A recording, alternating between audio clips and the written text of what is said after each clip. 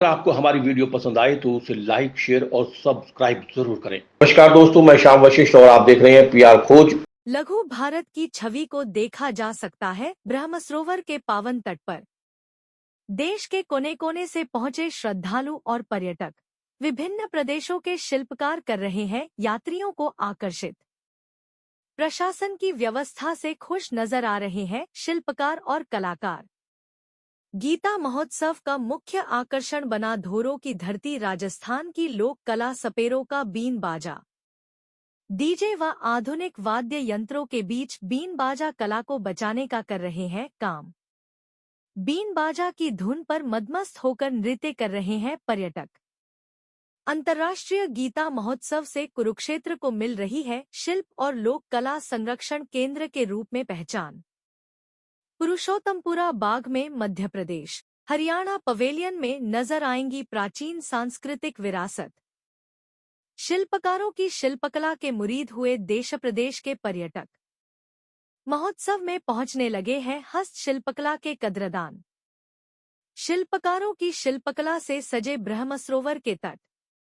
धर्मक्षेत्र कुरुक्षेत्र के ब्रह्मसरोवर और आसपास के क्षेत्र को देखकर ऐसा लग रहा है मानो भारतवर्ष की संस्कृति व शिल्पकला एक लघु भारत के रूप में ब्रह्मसरोवर पर उमड़ आई हो।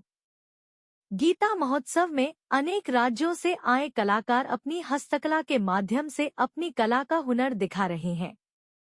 शिल्पकारों की कला गीता महोत्सव को आकर्षण का केंद्र बिंदु बने हुए है। अंतर्राष्ट्रीय गीता महोत्सव के कारण ही धर्मक्षेत्र कुरुक्षेत्र को शिल्प और लोक कला केंद्र के रूप में एक अनोखी पहचान मिल रही है।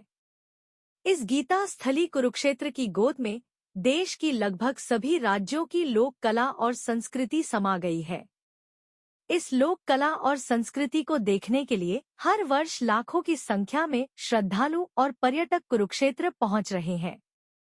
इस वर्ष भी अंतर्राष्ट्रीय गीता महोत्सव के मंच पर देश के विभिन्न राज्यों से शिल्पकार पहुंचे हैं और देश के विभिन्न राज्यों के लोक कलाकार अपने अपने प्रदेश की संस्कृति की छटा बिखेर रहे थे। इस धर्मक्षेत्र कुरुक्षेत्र को शिल्प और लोक कला केंद्र के रूप में पहचान दिलाने का सारा श्रेय केंद्र और राज्य सरकार को जाता है।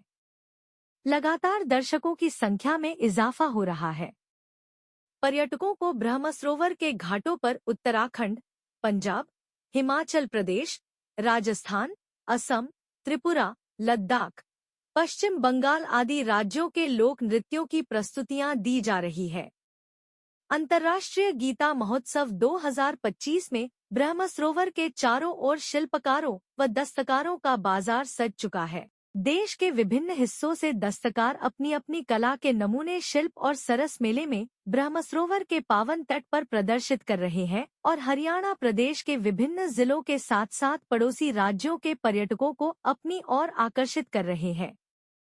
विभिन्न राज्यों के दस्तकारों व शिल्पकारों के इस एकीकरण से कला के कदरदान भी अपनी पसंद की कलात्मक वस्तुओं का चयन करने में पूरा समय लगा रहे हैं और महोत्सव का भरपूर फायदा लेते हुए जमकर खरीदारी कर रहे हैं।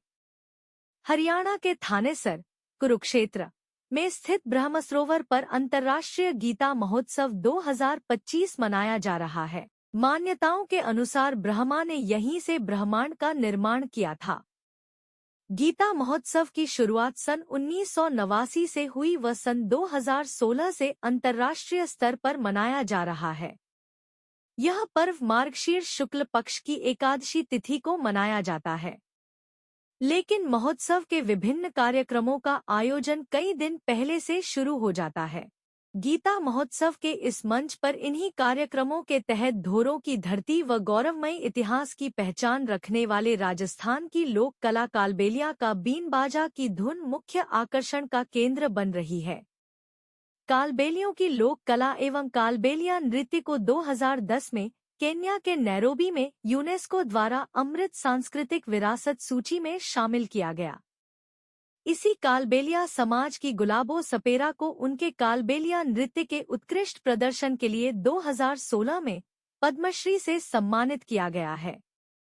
बीन बाजा पार्टी के सपेरों की पारंपरिक पोशाक, बीन चिमटा, ढोलक, तुम्बी आदि वाद्य यंत्रों की धुन ने दर्शकों का मन मोह लिया। इसी बीन की धुन में महोत्सव में आने वाले पर्यटक मदमस्त होकर नृत्य कर रहे हैं।